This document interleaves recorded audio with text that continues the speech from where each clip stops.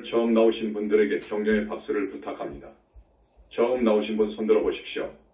경제 형편상 많은 신도분들이 항상 법회 때 나와주시지 못하는 것 같습니다. 그런데 정법의 말씀, 이 부처님의 말씀은 꼭 들어야 됩니다. 우리 현지사 법문 설법은 사찰 설법하고 다릅니다. 내 책 21세기 붓다의 메시지본을 보신 분들은 아실 것입니다. 앞에서 축원할 때 스님이 그 불보살님을 이야기했는데 여기 법문은 스님이 종종 말씀드렸지요. 우리 교주 불세전을 위시해서 좌우보처 문수고연 그리고 다보부처님 만연의 불신인 자제통학물이 몸으로 들어오고 자제만연의 좌우보처 상행정행이 시립하고 많은 불보살님들이 여기에 오십니다. 그래서 청정하고 청정한 업정문양 광명을 여러분의 업장을 씻어주시기 위해 방사방광하십니다. 이것은 아마 돈으로 환산이 안됩니다. 절대 돈으로 환산이 안됩니다. 우리 중생은 무량겁을 살아오면서 지은 업장이 너무도 두텁습니다. 그 두터운 업장을 씻고 닦고 소멸할 수 있는 것은 소멸해야 됩니다. 그것은 우리 부처님의 가피가 아니면 절대로 안됩니다. 우리 개인의 힘으로 아무리 토굴에 가서 수십 년, 50년 장잡으로 하면서 수행을 한다고 해도 그것은 나는 생에서 지은 업장의 일부를 정화 씻는 정도 하는 정도에 불과합니다. 그것도 수행을 잘해야 그렇습니다. 그래서 나는 시간이 흐를수록 많은 우리 단월님들이 여기에 와서 법문 듣기를 간절히 바라는 것입니다. 오늘은 정법에 대해서 좀 말씀을 드리고 실례로 관세음보살의 신앙 관음 신앙에 대해서 말씀을 드릴까 합니다. 전화로 또 이렇게 많은 사람들을 만나다가 보니까 스님, 정법이라는 것이 무엇입니까? 어떤 것이 정법입니까? 라고 상당한 학자들이 불교의 고승들이 나한테 전화로 그 자존심도 버리고 물어옵니다. 여러분, 정법이 어떤 것인지를 알아야 됩니다. 우리가 정법을 만난다는 것은 정법을 만나는 일은 정말로 천만생을 가도 어렵습니다. 우리는 정법을 만나야 됩니다. 이 나라와 이 세계의 불교가 모두 정법교단은 아닙니다. 정법이라는 것은 부처님에 대한 믿음이 있는가? 부처님에 대한 믿음이 있는가의 여부. 부처님에 대한 믿음, 그 믿음이 있는가의 여부가 정법의 기준이 됩니다. 부처님 그러면 2500년 전에 잠깐 오셔서 불과를 증하시고 중생들을 위해서 45년 법을 설하시고 열반에 드신 저 석가모니 부처님의 화신불 밖에 모릅니다. 그 화신불은 열반에 들었다고 하는 것을 해석 못합니다. 열반에 들었다라는 말이 무슨 말이냐? 어떤 스님은 공으로 돌아갔다. 정멸로 돌아갔다. 라고 해석하는 사람도 있는데 그건 아닙니다. 불과를 증하게 되면 그 수행자의 불신, 이 절대계에 생깁니다. 여러분 잘 아시죠? 그 절대계는 유무를 초월한 무아속 절대계에 계신다고도 안 해요. 여여히 계신다라고 말을 해야 됩니다. 여여히 계신다. 무량겁 이후로 불과를 증한 그 붓다님들은 모두 다 그 절대계에 여여히 계셔요. 이것은 영선불교의 주장이고 부처님의 말씀입니다. 정법이라는 것은 부처님의 말씀, 부처님의 가르침입니다. 그런데 2500년 전 우리 부처님의 가르침은 많이 왜곡되어 있습니다. 2500년 정도가 되니까 왜곡될 수밖에 없습니다. 부처님의 말씀이 문자로 정착되기까지는 부처님께서 열반에 드신 후 100년, 200년, 500년, 700년 그 사이에 편집이 되었습니다. 지금 세상은 스님이 이렇게 법문을 하면 저쪽에서 녹음을 하지요. 그렇기 때문에 이 스님의 말씀은 100년, 1000년, 만년이 가더라도 그때 들어보면 1000년, 만년 전에 법문됐던 내용을 들을 수 있습니다. 그러나 우리 부처님 당시에는 녹음기도 없었고 종이도 없었고 펜연필도 없었어요. 아무것도 없었어요. 부처님 말씀을 많은 제자들이 귀를 기울여 가면서 이해를 했습니다. 이제 입적을 하고 열반에 드시니까 후학들을 위해서 부처님의 말씀을 편집해야 되겠는데 어떻게 해야 되느냐 하고 고민을 한 거예요. 그래서 가섭과 아난과 우발이 존자가 부처님께서 말씀하신 경과 유를 기억한 것을 외워냈습니다. 송출했어요. 그래서 많은 대중들, 적어도 아라한과 이상 얻은 500여 명의 그 큰 스님들이야. 아난존자가 송출한 것이 비교적 맞다고 하면 가섭존자가 의장이 되어가지고 채택한 거예요. 채택을 해요. 채택을 했으면 많은 제자들이 합성을 해봐요. 함께 외워봅니다. 이것을 합성이라고 합니다.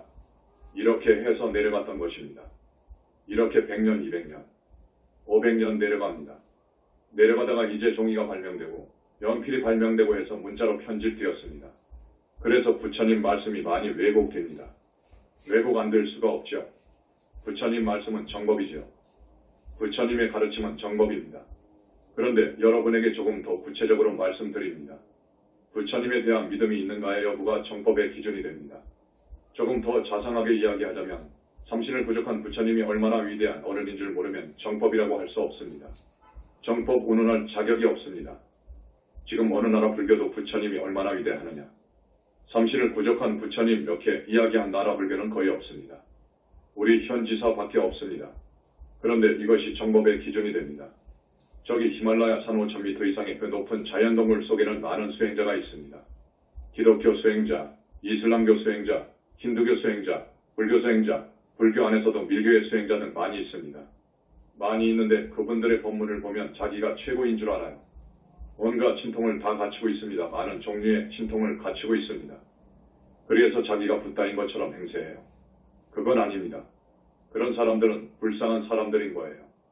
우리 부처님은 그런 초인들과는 비교할 수가 없어요. 자기 혼자 동굴에서 아무리 수행을 한다고 하더라도 깊은 산매에 들 수가 없어요. 보살이들은 산매에도 들 수가 없습니다. 하물며 부처님께서 드시는 대적정산매는 불가능합니다. 들 수가 없습니다. 그래서 정토에 갈 수 있는 그런 수준도 아니어요. 정토에 가려면 부처님의 가피로 정토에 자기불신 자기화신 이 생겨야 됩니다. 만들어져야 됩니다. 그건 없더라고요. 잘해야 아라한으로 보지요. 잘해야 아라한 정도구나. 그런데 너무도 건방지구나. 자기들이 최고라고 역사상 자기 위에는 없는 줄 알아요. 그리고 남방불교나 또 말하기 싫은 선불교나 밀교나 부처님에 대한 신앙이 없습니다. 있다고 하면 2500년 전 부처님의 위대한 말씀은 알고 있지. 불과를 증해서 절대계의 불신이 생기는 그 불가사의한 그 극치는 모르더라고. 이제 처음으로 영산불교 현지사가 생기면서 기막힌 쇼킹할 만한 리허설을 내놓은 것입니다. 절대계의 그 불신의 소식을 여러분한테 밀장이지만 밀장에 저촉되지 않는 범위 내에서 내놨습니다. 부처님이 계신다고요. 부처님이 저 무아속 절대계에 여여히 계시더라고요. 그 부처님은 32산 80종호를 갖추고 있고 그리고 청정하고 깨끗한 무량업정광으로 이루어진 그 불신이 있다고요. 그런 것으로 이루어진 몸뚱이 부처님이 계시더라고요. 몸뚱이 부처님 몸이 있더라고요. 그 부처님은 능력이 필설로 다 할 수 없는 크신 능력을 지니고 계시더라고요. 그것을 항아사의 신통이라고 해요. 그 부처님들은 항아사의 신통을 항상 지니고 계시더라고요.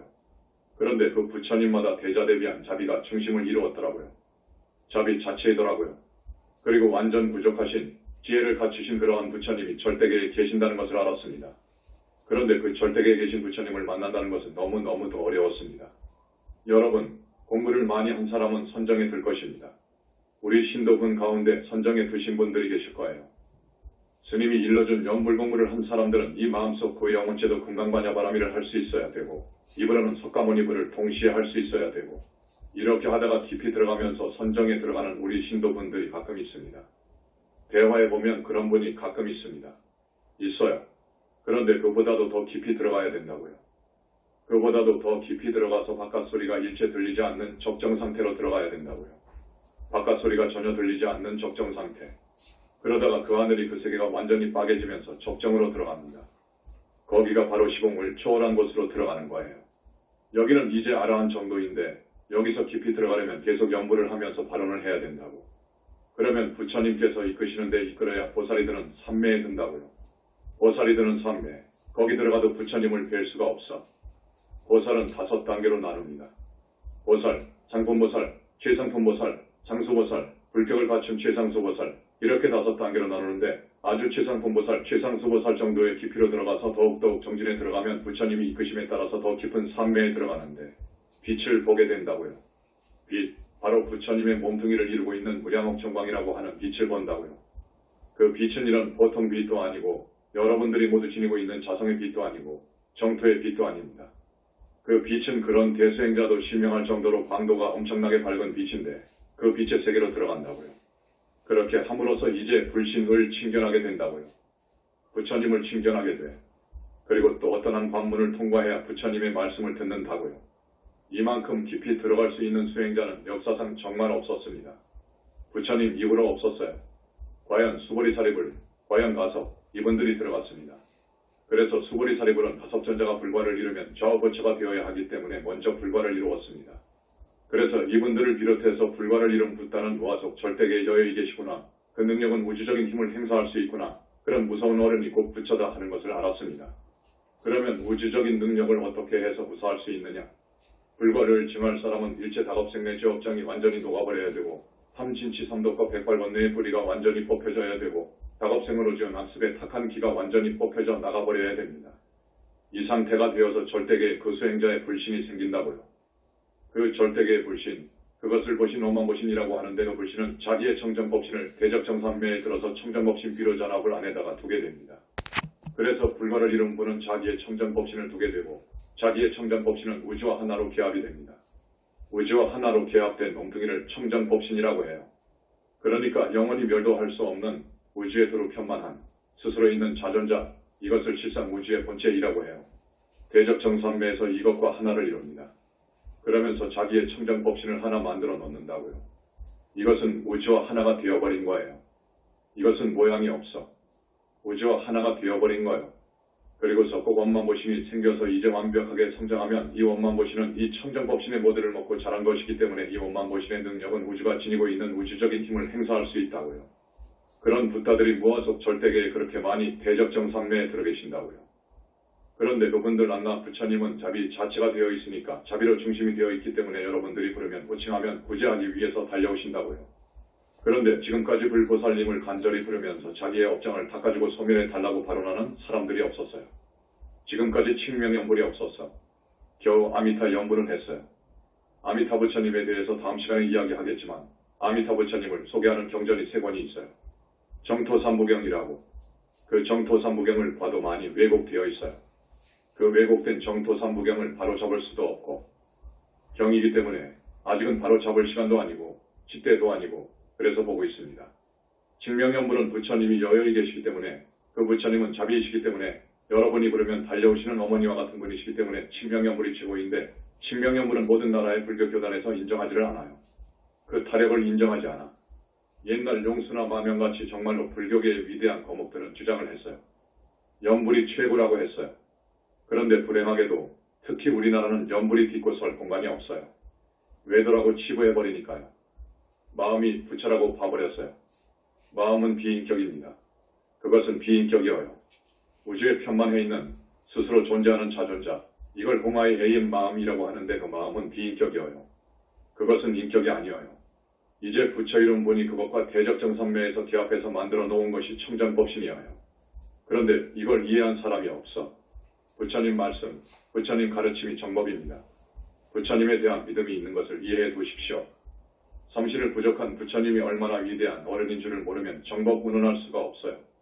우리 교단이 정법이다. 우리 교단이 최고 정법이다라고 논할 자격이 없어요. 부처님의 존재를 믿지 아니한 사람들은 자기들 교단이 정법회상이라고 주장할 수가 없어요. 자격이 없어. 그래서 부처님에 대한 믿음이 있는가의 여부. 여러분도 꼭 알아두셔야 됩니다. 부처님에 대한 믿음이 있는가? 첫째, 부처님은 계시는가? 계신다. 무아속 절대계에 여열히 계신다. 붓다라고 하면 삼신을 부족해 있다. 화엄경을 보면 부처님이 대단히 위대하다는 것이 곳곳에 나옵니다. 여러분, 이 법문을 들으시고 화엄경 법화경을 봐야 됩니다. 정법은 여러분으로 하여금 금생도 다음생도 미래제가 다하도록 잘 살 수 있는 고통 없이 극락에서 살 수 있는 부처님의 가르침이 정법입니다. 여러분들로 하여금 금생도 잘 살고 다음생도 잘 살고 영원히 미래제가 다하도록 언제나 건강하고 복되게 살 수 있는 아무 고통 없이 그 환희의 세계 부처님의 세계는 극락정토의 극락정토니까 환희의 세계라고도 하면서 살 수 있는 부처님의 가르침이 있는 교단이 부처님의 교단이요 정법의 교단입니다. 겨우 깨달음에 그쳐버리고 보림을 잘하면 아라한 정도 가는데 거기에 그쳐버리는 그러한 교리 그러한 가르침은 정법이라고 할 수 없습니다. 그건 왜소한 불교입니다. 정법에서는 무로대화한이 나오고 보살이 나오고 붓다가 나옵니다. 다른 데서는 나올 수가 없습니다.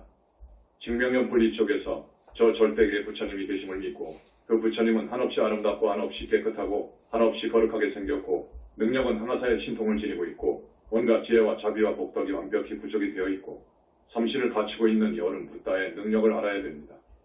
그런 붓다가 계신다는 것, 계셔요.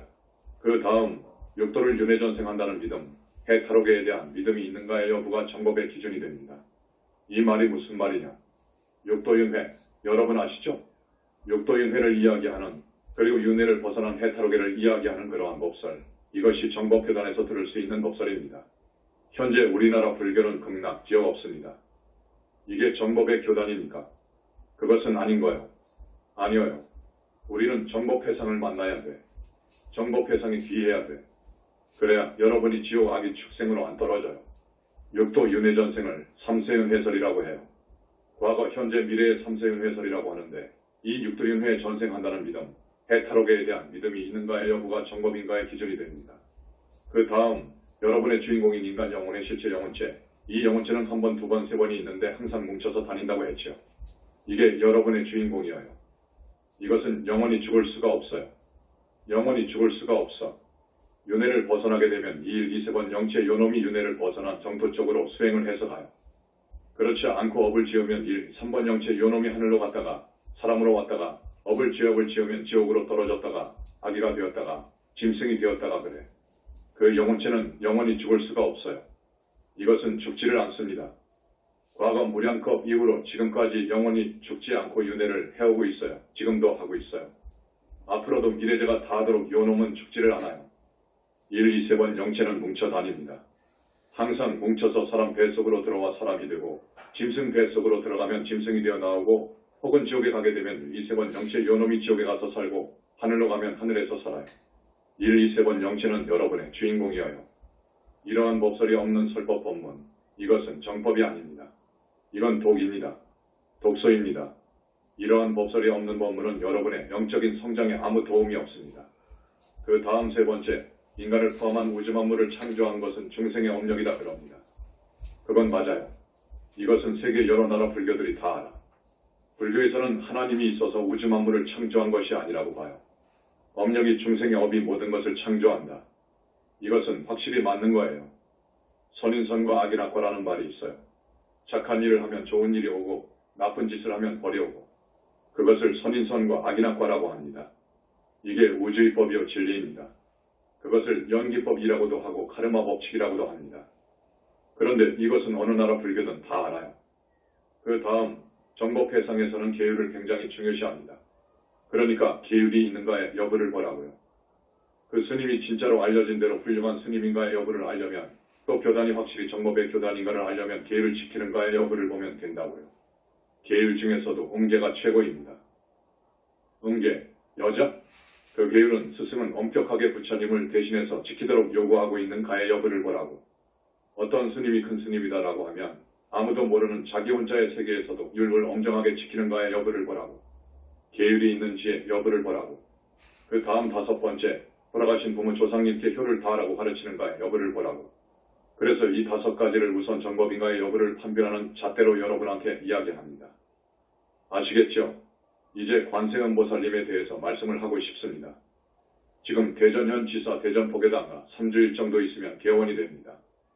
거기는 아미타 부처님이 거의 상주하십니다. 관세음보살님은 아미타 부처님의 좌버처이십니다. 그래서 오늘은 관세음보살님에 대해서 이야기를 합니다. 많은 이야기가 있습니다. 관음경, 법화경 제1법권 제25 관세음보살봉은품이죠. 첫째, 만일 한량없는 백천만억 중생이 갖가지 괴로움을 당할 적에 관세음보살의 이름을 부르면 관세음보살이 그 음성을 관하고 해탈케 하느니라. 두 번째, 관세음보살의 이름을 지니는 이는 혹은 불 속에 들어가더라도 불이 그를 태우지 못할지니라. 세 번째, 큰 물에 떠내려가더라도 그 이름을 부르면 얕은 곳에 이를 것이며. 네 번째, 바다에 들어갔을 때 큰 폭풍이 불어와서도 배가 뒤집혀 떠내려가게 되더라도 그 가운데 누구든지 관세음보살을 부르는 이가 한 사람이라도 있으면 다른 모든 사람들도 다 죽음의 난을 벗어나리.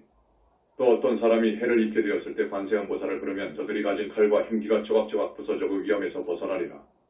이건 한마디도 허풍의 말이 아닙니다. 전부 진실입니다. 이것이 역사적으로 기록된 영험을 기록한 책에서 다 나옵니다. 3000대 천세계에 가득 찬 야차와 나찰 귀신들이 사람을 괴롭게 할지라도 관세음보살의 이름을 부르는 것을 들으면 저 모든 악귀들이 해치지 못하리라. 어떤 사람이 죄가 있거나 없거나 불황을 차고 칼을 쓰고 몸이 쇠사슬에 묶여 있더라도 관세음보살을 부르면 이것들이 다 끊어지고 부서져 즉시 여기서 벗어나게 되리라. 3000대 천세계에 흉악한 도적이 가득 찼는데 어떤 장사꾼이 여러 상인을 거느리어 귀중한 보물들을 가지고 험한 일을 가더라도 두려워 말고 그 가운데 한 사람만이라도 다만 한 마음으로 관세음보살의 이름을 부르면 이 도적들을 벗어나게 되리라. 항상 관세음보살을 생각하고 공경하면 곧 음욕을 여의게 되리라. 전번에 어떤 과정을 말했을 거예요. 만일 성내는 마음이 많더라도 항상 관세음보살을 생각하고 공경하면 성내는 마음을 여의게 되리라. 어떤 여인이 아들을 낳기 위하여 관세음보살님께 예배 고양하면 복덕과 지혜를 갖춘 훌륭한 아들을 낳을 것이며 만일 딸 낳기를 원하면 단정하고 용모를 갖춘 딸을 낳으리라. 관음태교, 이 책자가 곧 나옵니다. 어떤 사람이 62억 항아사 모래 수처럼 많은 보살의 이름을 받아 지니고 또 그 목숨이 마치도록 음식과 의복과 침구와 의약으로 공양하는 것은 어떤 사람이 관세음 보살의 이름을 받아 지니고 단 한때라도 공양하였다면 이 두 사람의 복은 조금도 다름이 없으리라. 62억 항아사 모래 수처럼 많은 보살은 정토보살을 이야기합니다. 그리고 우리 관세음 보살은 이미 무량겁 전에 불거를 증하신 그러면서 사바세계 중생을 위해서 교화하는 보살입니다. 어떤 이가 해침을 받아 불구덩이에 밀어넣어져도 관세음 보살을 생각하는 그 힘으로 불구덩이가 변하여 연못이 되리라. 높은 산봉을 위해서 남에게 떠밀리어도 관세음 보살을 생각하는 그 힘으로 해가 허공에 머문 같으리라. 그래서 관음신앙을 우리 현 지사에서도 대단히 권장을 합니다. 관세음 보살님의 위신력을 입으려면 반응경을 읽어야 되고 불정신 관세음 보살 모다라니를 많이 부르면서 나중에 관세음 보살을 칭명하면 됩니다. 저기 천태종처럼 무조건 관세음 보살을 한다는 것은 신점밖에 주지 않는다고 부처님께서 말씀하십니다. 아셨죠? 이제 관세음 보살 42수주가 있습니다. 관세음 보살 42수주 아시죠? 이 42수, 손수 진원이 모두 영험이 있는가의 여부는 점검을 하지 않았습니다. 다만 첫 번째하고 세 번째 수진원은 맞습니다. 첫 번째는 관세음 보살 여의주 수진원인데 여러 가지 법의 재물을 얻으려거든 관세음 보살 여의주 수진원을 외워라. 바라바다라 바타. 이에요. 이건 맞습니다. 세 번째, 관세음 보살 보발 수진원인데 배 속의 모든 병고를 없애려면 이 진원을 외워라. 기리기리 바라 바타. 이에요. 이것도 맞습니다. 그 다음, 공부인 앞에서 수행을 하는 이 수행자가 선정에 들어있을 때 관세음 보살께서 신하는 모습이 여러 가지가 있습니다. 33가지가 있다고 되어 있는데 구름 속에서 용을 타고 있는 모습, 오른손에 버들가지를 들고 왼손은 젖가슴 위에 올려 대접이의 모습을 갖추신 모습, 이것을 양유관음이라고 하고, 백이관음은 항상 흰 옷을 입고 선정의 인을 맺고 흰 연잎 위에 앉아있는 모습, 치약관음은 약병을 들고 중생을 살피고 계시는 모습, 이력관음은 물에 든 한빛 연꽃치에 앉아있는 모습, 청경관음은 버들가지가 꽂혀있는 병을 옆에 놓고 바위에 기대어 앉아있는 모습, 일력관음은 구름 속을 날아가는 관음, 이건 맞습니다. 이렇게 시연하는 모습을 위시해서 중생을 괴로움에서 건져주시려고 33가지 시연하는 모습이 있습니다. 그런데 지금 관세음 보살에 대한 왜곡된 부분이 많습니다. 스님이 정법은 많이도 왜곡되었습니다 하고 가끔 말씀을 드리지요. 이 관세음 보살 하나만 가지고 봐도 10가지 이상이 왜곡되어 있습니다. 지금 불교에서는 관세음 보살을 일생모처 보살로 봅니다. 그 말은 무슨 말이냐? 잘못된 이야기인데 한번 사람 몸을 받아서 오면 붓다가 될 수 있는 그런 일생모처 보살이다. 이렇게 봐요. 그래서 관세음 보살이나 지장보살은 식지보살이다. 이렇게 봐요. 그건 완전히 아닙니다. 이것은 아닙니다. 관세음 보살은 무량겁 전에 성불하셨습니다. 그래서 부처님 이름이 정법명왕물이어요. 보살명은 관세음 보살 또는 관자재 보살이라고 하고 어물 아발로기테스파라 아발로키테스파라 아발로키테스파라고 합니다. 둘째, 준재보살은 관세음 보살이 아닙니다. 지금 불교계에서는 준재보살을 관세음 보살의 이칭으로 합니다. 관세음 보살로 봅니다. 아닙니다. 관세음 보살하고 준재보살은 엄연히 인격체가 다릅니다. 준재보살은 그 많은 부처님 중에서 세 번째로 불과를 이루신 분으로 모든 부처님의 어머니 역할을 하십니다. 그러니까 우리 부처님도 그 이후로 많이 사바세계에 오셔서 또 불과를 이루시고 또 보살행도 하시고 보살이 되어서 올라가시고 하셨는데 그때마다 우리 부처님의 어머니 역할도 하셨다고요. 그래서 모든 붓다들의 어머니 역할을 합니다. 남선무주에 와서 불과를 증하게 되면 준재보살이 어머니이기 때문에 반드시 와 계십니다. 어머니이기 때문에 상주하셔요. 그래서 불과를 이룰 때 준재보살님은 부처 아들 낳았다고 한없이 좋아서 궁둥이 춤을 추는 거예요. 스님의 일기에 그 장면이 나옵니다. 우리 광명만덕님과 자제만연이 불과를 증했을 때 쌍불이 나왔다고 큰 파티가 벌어지면서 궁둥이 춤을 추었어요. 그 다음에 좌우보처에 대해 말씀드립니다. 붓다들은 좌우보처가 있습니다. 관세음 보살의 좌우보처는 해수관음, 육관음입니다. 이것은 우리 현지사에서 처음 세상에 밝혀놓은 거예요. 기존에 이야기해오던 좌우보처인 남순동자와 해상용왕이 아니에요. 관세음 보살은 큰 부처님이셔요. 그렇기 때문에 좌우보처가 빵빵한 보살의 지위에 있는 분이라야 돼. 어떻게 남순동자 고마가 좌우보처입니까? 해상용왕도 일개 하품 보살인데 중품 정도인데 좌우보처가 될 수 있겠습니까? 이건 아닙니다. 우리 관세음 보살님의 좌우보처는 해수관음이고 우보처는 육관음이에요. 시간이 있으면 많이 이야기해드리겠습니다. 그 다음, 이건 맞습니다. 아미타 부처님의 좌보처로서 정대를 하고 계시는데 아미타 부처님을 정대하고 계신다고요. 그건 맞습니다. 그 다음, 관세음 보살을 천수천안이라고 하는데 천수천안이라고 해서 미술박람회 미술대전에 가면 관세음 보살님을 조각해놓고 손을 1000개 만들어 놓은 것을 여러분들도 보셨겠지요. 이건 아니요. 그런 괴물이 어디에 있나? 그건 괴물이지. 천수천하는 그것이 아니고 대기관음을 1000명으로 나누어요. 똑같은 당신의 화신을 1000명으로 나누어. 가끔 우리 현지사 대작불사가 끝날 무렵이라든지 큰 행사 때에는 1000명의 당신의 몸뚱이를 나눕니다. 이게 천수천안입니다. 이건 확실합니다. 손을 1000개로 만든 따위의 그 모습은 잘못된 것입니다. 그 다음 여러분이 보살 그러니까 관세음 보살. 또 여러분도 보살님 하니까 또 현지사에서 보살이 2명 탄생했는데 관세음 보살 같이 위대하나? 이렇게 생각하는데 아닙니다. 이것을 분간할 줄 알아야 됩니다. 다른 여러 나라에서는 분간을 못합니다. 관세음 보살님은 무량겁 전에 불과를 이루셨습니다. 불과를 이루신 후 6가지 소원을 세우시고 남선부주의 주로 인연 중생을 교화하기 위해서 보살행을 하시고 그래서 극락정토에 나도록 가교 역할을 하십니다.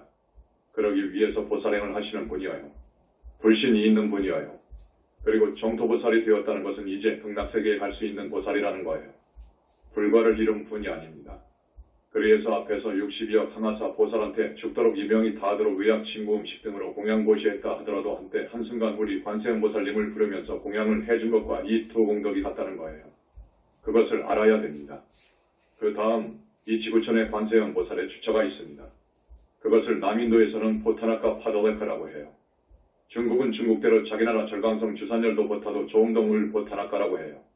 보타나카라고 하는 것은 우리 관세음 보살님의 주처를 말해요. 주처, 계시는 곳. 우리나라에도 관세음 보살님이 주처하신다, 좋아하신다. 강원도 양양 낙산사 홍련암에서, 남해보리암에서, 강화 보문사에 좋아하신다. 이렇게 모두 알고 있는데 더 자세히 일러드리겠습니다. 홍련암에는 해수관음이 좋아하시고 남해보리암은 대기관음 본물이 좋아하시고 강화 보문사는 육관음이 좋아하십니다. 이렇게 현지사에서는 밝게 봤습니다. 그 다음 주처는 그분이 어디에 계시느냐? 우리 관세음 보살님이나 운수보살님이나 또 지장보살님이나 이런 분들이 남선부주에 와 계시면 주처가 있어야 할 것 아니오. 한국에 오시면 육관음은 강화보문사요. 남해보리암에는 대기관음이 가 계시고 홍련암에는 해수관음이 계시는데 이분들이 계시는 주처가 있습니다. 굴속 동물 속에 하나의 세계가 이루어져 있는데 공기로 말하면 청정하기가 그지없고 극락세계에 있는 것처럼 안온하고 평안하고 주로 목욕탕이 있고 온갖 생활공간이 다 마련되어 있는 곳이 있습니다. 그래서 관세음 보살의 주처, 운수보살의 주처, 지장보살의 주처가 있습니다. 나라마다 있을 것입니다. 한국의 경우 어디라고 할 수 없는 찾아가기 곤란한 그런 곳에 아주 아름다운 굴속에 그 부처님이 계셔요. 그것은 확실합니다. 그 다음 대비주 천수주는 관세음 보살의 주가 아니라는 것, 절대 아니라는 것, 불보살님께 확인하고 확인했다는 것. 그래서 우리 현지사에서는 대비주 천수경에 천수주를 하라고 안 해요. 그것을 빼버렸잖아요. 그것을 빼고 무엇을 넣었느냐? 불정신 관세음 보살모다라니를 넣었습니다. 이것은 관세음 보살님의 좌버처인 해수관음의 다라니라고요. 우버처인 육관음의 다라니는 뭐죠? 엄마 바로니가 사바하, 지어, 그리고 관세음 보살의 주다라니는 엄마니 방매품입니다. 이걸 알아두십시오. 그 다음 대비성자라고도 하고 시무예자라고도 하는 그 위대한 관세음 보살님, 우리 부처님께서는 큰아들처럼 예뻐하십니다. 지장보살은 큰딸처럼 예뻐하신다는 것. 관음아, 지장아, 이렇게 하신다는 것. 그러니까 지금까지 관세음 보살님에 대해서 알고 있는 것은 10가지 정도가 왜곡되어 있더라. 관세음 보살님 하나만 가지고도 10가지 정도가 왜곡되어 있습니다. 그것을 현지사에서 다 바로잡아 놓습니다. 가장 중요한 것은 일생모처 보살이 아니라는 것. 엄연히 무량겁 전에 불과를 증한 분이라는 것. 존재보살하고는 다른 인격체라는 것. 좌우보처가 해수관음과 육관음이지 남순동자와 해상용왕이 아니라는 것. 그 다음에 백이관음은 본불의 변화신이라는 것. 그 다음 32형은 맞고 33시연도 맞고 42수준은 한두 가지 정도만 점검했다는 것. 그리고 정토보살과 관세음보살, 지장보살, 운수보살, 고현보살이라고 하는 보살과의 용어 차이를 이해해달라는 것. 그리고 주처는 맞는데 진짜 주처가 동물 속에 있다는 것. 그 다음에 관세음보살만 읽을 것이 아니라 송할 것이 아니라 관음경을 읽고 반드시 불정신 관세음보살 모다라니를 하고 관세음보살을 송하라는 것. 그리고 대비주는 관세음보살님의 다라니가 아니고 외도의 기가 70에서 80% 된다는 것. 이러한 정도로 많이 왜곡되어 있습니다. 스님은 관세음보살님, 석가모니 부처님의 연구를 많이 했는데 스님의 경우를 이야기해드리겠습니다. 이 관음경을 읽으면 온갖 불가사의한 신통력, 가피력으로 거기에 고통에서 벗어나게 되는데 여러분, 정말로 일심으로 관세음보살을 부르면 여러분이 지금 당하고 있는 고통에서 벗어날 수가 있습니다. 나는 25살 25세쯤 되었을 때 병역 기피가 되었는데 고인은 아니었습니다. 부모님 모르게 도망쳐가지고 부산에 가서 스님이 되었습니다. 이렇게 와서 스님이 되었다는 편지도 안 했어요. 아버지 어머니가 너무도 보고 싶어. 그래서 편지를 띄웠습니다. 그 당시 50년 전에는 거의 다 중앙정보부 현 안기부 보안과에서 편지를 검열했습니다. 그런 줄 모르고 순진하게 편지를 그대로 보냈습니다. 생활하는 데 있어 뭔가 좀 불안해서 우리 아버지한테 부탁을 할 일이 있었습니다. 아버지께서 그 고을에서 면장을 하셨기 때문에 이런 정도는 들어줄 수 있다고 생각을 하고 증명서 하나를 발급해 달라고 편지를 띄웠습니다. 그냥 떠나왔기 때문에 증명서도 없었습니다. 그 편지가 부산진구 보안과에서 검색을 당했습니다. 스님은 그때도 부산진구 경찰서 유치장을 다니면서 법문을 했어요. 그러니까 유치장에 구속된 피해자를 위해서 법문을 하곤 했었는데 어느 날 스님이 머무르던 절에 형사가 잡으러 왔어요. 그 형사 보안과 직원과 같이 가니까 부산진구 경찰서로 데리고 와요. 부산진구 경찰서에는 스님이 법문을 하러 다녔는데 과장들이 나를 데리고 2층 유치장 앞으로 가서 유치인들에게 법문을 하도록 안내를 하니까 나를 아는 과장들이 많아요. 그래서 과장이나 계장이 나를 보고 어떻게 왔느냐며 물어요. 이러이러해서 왔습니다라고 대답했죠. 그때 휴전 무렵이지요. 애병역 기피는 무조건 구속이었습니다. 판례가 8개월 징역이어요. 그렇게 못 박혀 있었어요. 대통령이 특명으로 병역 기피는 절대 용서하지 말라는 거예요. 이제 보안관을 거쳐 형사과에서 전부 조사를 받고 하는데 구속영장을 신청하더라고요. 할 수 없다는 거예요. 구속영장을 신청했어요. 그런데 과장이 와서 나를 보고 스님, 조금만 기다리시오. 병역 기피 이것은 구속입니다. 구속인데 내가 서장한테 가겠습니다. 그러더라고. 그래가지고 내가 조사받은 서류를 들고 과장이 자기 사인도 안 하고 서장한테 갔어요. 그 결과 불구속으로 해왔더라고. 불구속이 되었어요. 그때는 엄동설한 아마 절기상 동지쯤이었을 거예요. 만약에 구속되었으면 죽도록 고생했겠지요. 그런데 불구속으로 검찰까지 갔습니다. 이제 한두 달 있으니까 검찰에서 출석해달라는 연락이 왔더라고요. 검찰에 출석하니까 담당 검사가 불교신자예요. 내가 들어가니까 나를 쳐다보면서 어떻게 해서 병역 기피를 했소라고 묻지를 않아. 불교 교리를 비롯해서 불교와 관련된 것만 물어보더라고요. 그래서 불교 교리에 대한 대답을 쭉쭉 하니까 그 입해서기가 혼자 묻고 혼자 대답하는 거예요. 나를 살려주려고. 그래서 검사가 기소유예 처분을 했습니다.